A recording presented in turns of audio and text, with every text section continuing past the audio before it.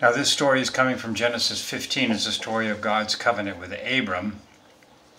The Lord spoke to Abram in a vision saying, Abram, don't be afraid, I am your shield and your great reward. And Abram said, Lord, but what can you give me, because I'm childless and my servant is my heir?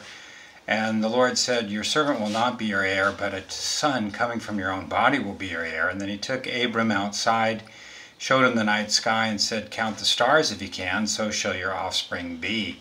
And Abram believed God, and he counted it, or the Lord counted it to Abram as righteousness.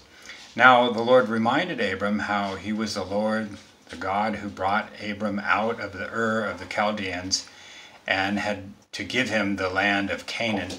And Abram said, Lord, how can I be sure that I'll take possession of the land? So the Lord told Abram to get a heifer and a ram and a goat, a pigeon and a dove, and Abram did. He cut the animals in half, and he laid the animal pieces across from one another. And then when the birds of prey came down on the dead carcasses, Abram drove them away. Now as the sun was setting, a deep darkness came over Abram, and Abram fell asleep. And the Lord said to Abram, know for sure that your descendants will go down into a land not their own.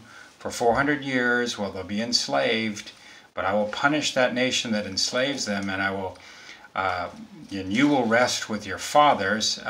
You'll die at an old age and rest with your fathers. But I will bring, in the 4th generation, I will bring your descendants up out of that land to give them the land of Canaan. And then a smoking fire pot with a blazing torch appeared and passed through the animal pieces.